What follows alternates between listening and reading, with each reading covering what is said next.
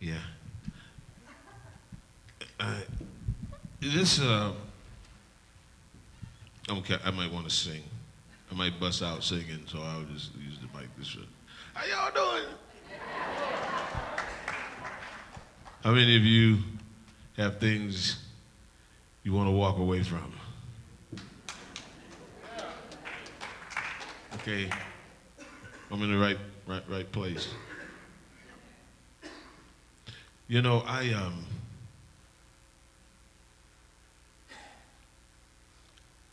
I'm going to do a disclaimer right now. I'm not like a traditional type minister, although I think I know I have a ministry of music, but I'm not unity, I'm not religious science, Buddhist, Christian, whatever. You know, I'm not any of those things. I don't claim a religion, you know, because I see something that's really, really huge that connects us all. And I just don't have time to learn about the religions, you know? When I was teaching, when I used to give bass lessons, I would have students, really gifted students, that would say, "Man, it's so hard. I can't read that." And I was telling them, "Well, you know, check this out. The music came before the notes.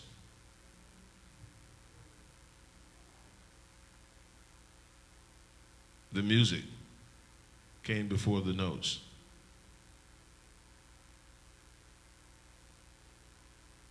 God came before the religion." So that's what I look to. But I see all of these different religions as lenses. And I see them as avenues pointing at the same thing. Everybody's pointing at the same thing, you know. You don't get dressed and come to church on Sunday because your life is just so incredible. My life is so great, I'm going to go take a class. No. We come here to feel better and try to make some kind of spiritual sense of everything that's going on out there when we're not in church and we're not in the bubble, you know. And if I could share something with you today that it may spark something or encourage something or maybe even resonate with you, and if you get even, yeah, me too, then that's enough for me, because like I said, I don't have anybody to report to. If you gave a good talk or not, you know. You know. But what I would like to talk to you guys about today is something that's very dear to my heart, which is living the decision. Now, you know, I've walked away from a lot of things in my life, and some were easy and some were not, you know. This year, I'm 21 years between cocktails.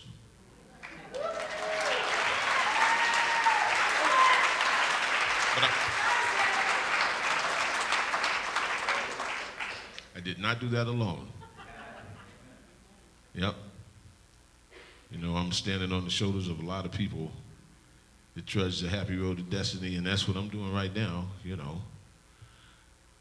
But with countless vain attempts to clean up my life, until I finally made the decision and started to live the decision, I had every kind of excuse in the world, you know. Just like there may be something right now that you feel is just burning in your heart that you want to do, but you've made up so many excuses. I'm too old, I'm too young, I don't have enough money, I don't, you know, whatever.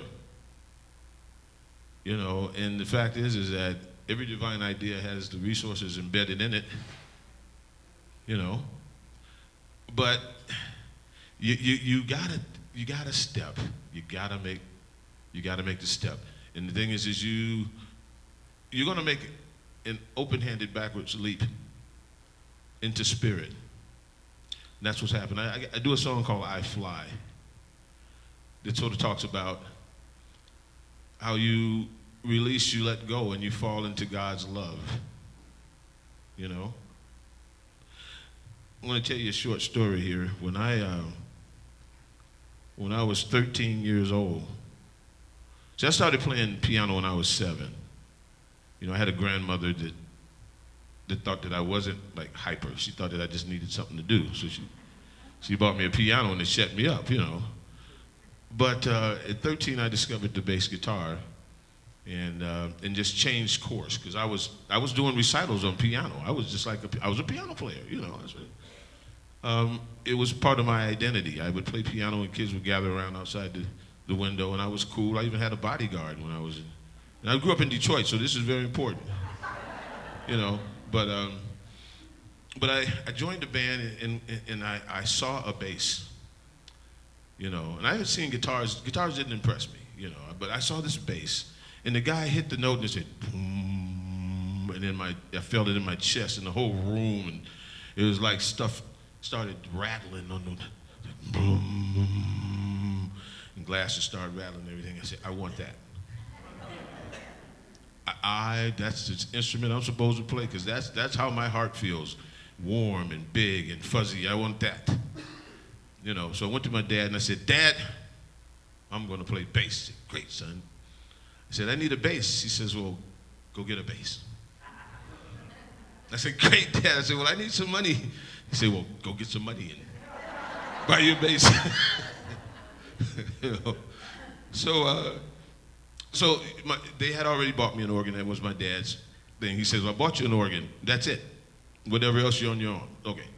So he said, you can sell the organ if you want. I sold the organ, got a paper route. As soon as I made enough money to get the bass, I dropped the papers where they were and went and bought the bass. Candy apple red Fender precision bass, beautiful, just a thing of beauty, right? Now, this is where we get to live in the decision. Because, see, when I was 13 years old, I didn't know anything about metaphysics. I was practicing it, as we all are, all the time, whether you're aware of it or not, you know.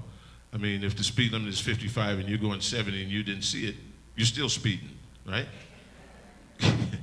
I was reminded of that recently. Yeah. Anyway, yeah.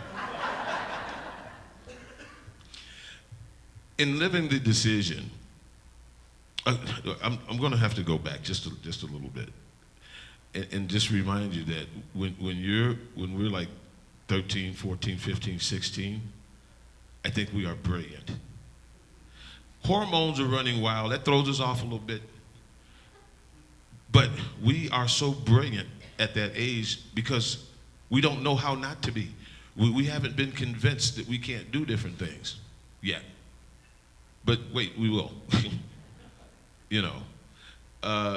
But when I made that decision to be a bass player, I was listening to Motown, I was listening to Marvin Gaye and all these great bass lines and everything, and I said, oh God, I'd do anything to play on one of those records. Oh man, no. I am going to be one of the greatest session musicians, session bass players in the world one of these days, right? So what I would do is I had a new bass. I would carry my bass to school. I would walk through the snow with my bass. Why? Well, I didn't have anything to play with at school. I carried my bass so that people driving down the street could see that I was a bass player. People on the bus, they're looking at me, I'm a bass player. That's right. I didn't know how to play yet, but I was a bass player in here, you know, in my heart. I loved that, the bass parts and stuff. So I played and I practiced and I practiced and I played and played and played. And even in the orchestra, like my band teacher, he supported me with that, and everybody supported me because I had made the decision. I was living it. I didn't have a doubt in my mind. And that's the thing I want to share with you. When you make a decision, you know, a lot of people think that you need discipline to do this and that, and of course you do need some kind of discipline. But this doesn't happen by divine providence. It doesn't happen by I got the discipline, because see, discipline can only last for so long. You know, you get tired, just like a diet. You know, I mean, at a certain point, you just, what the heck? But when you decide to live the decision, living the decision, all of the pitfalls are embedded in that. So you expect for things to not go right sometimes. It doesn't matter if it doesn't go right sometimes because you're living the decision. You know what I mean? So that's a whole different level. It's a different metaphysical level from, okay, I make an affirmation. Affirmations are great. Affirmations are great. But see, with an affirmation, you can affirm something one minute. I got another song. It goes like this. It goes like, okay, now check this out. This is really good for this. Running around, fixing this and that, giving it up to God and then taking it back. Just release and let it go. You don't even have to think about it no more. Get out of the way. Get out of the way. Get out the way and let God do its thing. Yeah. That's not the whole song. This is part of it. But that's what I'm talking about. We run around fixing that and giving it up to God and then taking it back. So that's what affirmations can do, because you can affirmate in the morning and then you get behind the wheel of a car. But when you're living your decision, when you live the decision, I'm going to give you a very profound example. I moved out to Los Angeles when Motown moved and became a really, really popular bass player, right? James Brown to Barbra Streisand, Lou Rawls, Diana Ross, Quincy Jones, Peter Frampton, Ray Conniff, Denise Williams, Nancy Wilson. It just goes on and on and on, because that's what I did for a living. It wasn't like, ooh, there's a star. It was like I was one of a pretty prestigious set of musicians that got the call. So I didn't know who it was. I'd go to work one morning and there would be Diana Ross. I'd go to work the next day and it would be Lou Rawls or somebody, right? So, and I didn't have personal relationships with these people, and half the time they weren't even in the studio, right? But it was a really, really, really good life. Good life. I'm living my dream. I'm living my decision to be this incredible musician. I also set other goals. I started producing. I started playing more piano. I started, writing. Everything started coming to me because of this. But that's not the only thing that came to me, because in the 70s there were a lot of activities that were going on in the recording studios. They came to me as well, and I took them. Pretty much whatever they had, And which led to serious substance abuse and then recovery, right? But after all of this success, I had found myself in a place where I was in the morning waiting for the liquor stores to open. After all that success, right? So what about your dream now? What about your decision? Yeah, well, what about it? They say one thing about, a drunk in the gutter, he's always got one eye open and an idea. A plan on how to get another drink. Well, this is not an AA meeting, but I'm just saying that to say this. I'm saying that to say this, In the middle of my lowest point, I was still living the decision, because all of this was part of it. I couldn't have got to here had I not gone through that. And when I had to find a God of my understanding, I discovered that I didn't have one. Not of my understanding. Because the God that I understood, I was screwed forever, for eternity.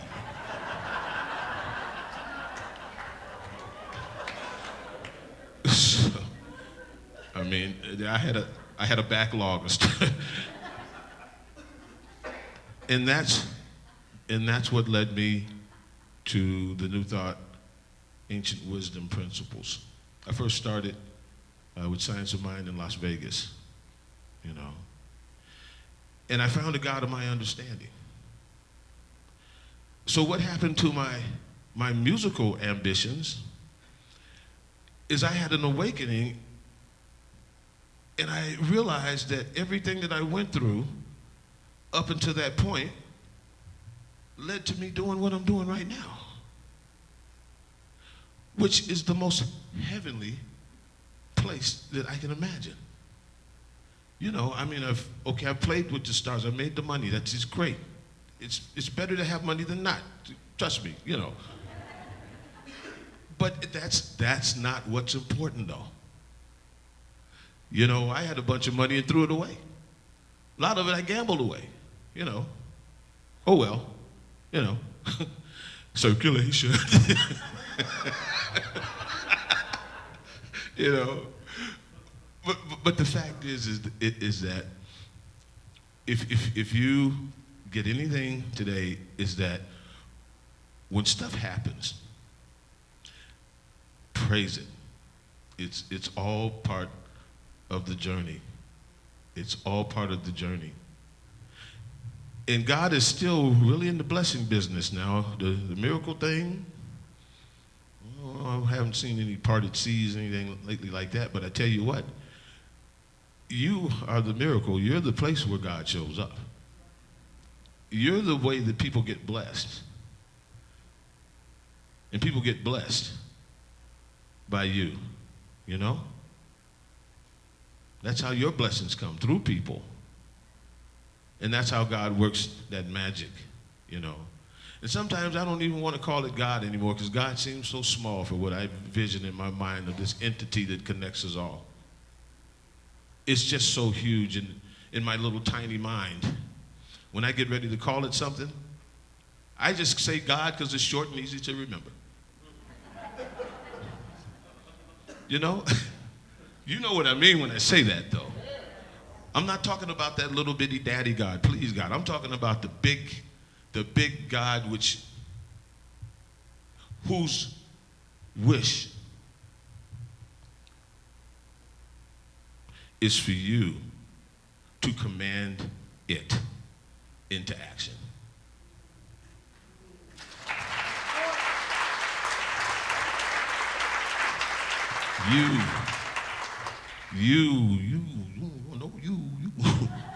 You are the place where God shows up. You are the most wonderful and most powerful idea. You know, and one more thing in closing. You know, we just lost an incredible artist, an amazing artist, Prince. And you hear to talk about, oh, he was the greatest performer ever, blah, blah, blah. And they said that about Michael Jackson, and they said that about James Brown, and then everybody that dies is the greatest performer ever. Okay. I get it, you know. But everybody is right. Because Prince was the greatest Prince that there will ever be. Michael Jackson was the greatest Michael Jackson and the greatest performer as Michael Jackson that will ever be. Eddie Watkins Jr. is the greatest Eddie Watkins Jr. that there ever was or ever will be. And here's the deal. You are the greatest you that has ever been and that ever will be.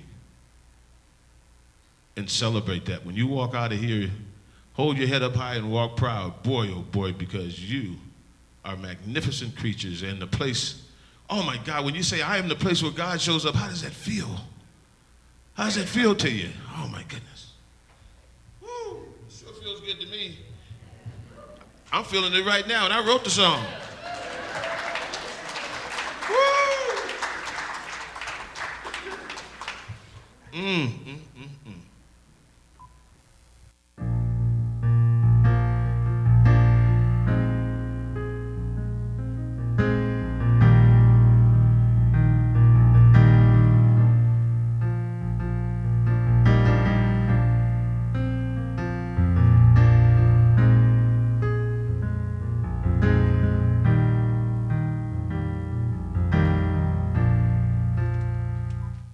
Am I strong enough to bear the burdens that sometimes come living this thing called life? Am I wise enough to make the right decision when I'm standing at the fork in the road? Sometimes I wonder and ponder, only to realize I'm not alone and there's nothing I have to do on my own, because I am the place where God lives, moves and breathes and has its being. I am the place where God shows up.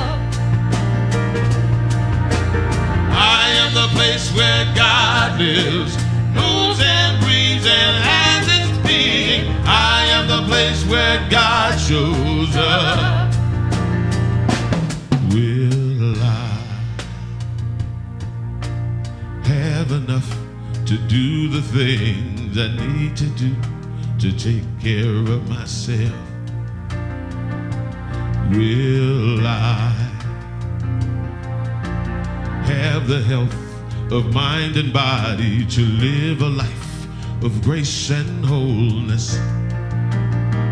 Sometimes I wonder and ponder, only to realize I'm not alone and there's nothing I have to do on my own, because I am the place where God lives, moves and breathes and has its being. I am the place where God shows up. I am the place where God lives, moves and breathes and has its being. I am the place where God shows up. I am the place. You are the place. We are the place where God shows up. I am the place. You are the place. We are the place where God shows up. I want you to clap your hands and sing it with us, y'all. I am the place where God lives, moves and breathes and has its being. I am the place where God shows. Now look at the person next to you and say, you are the place.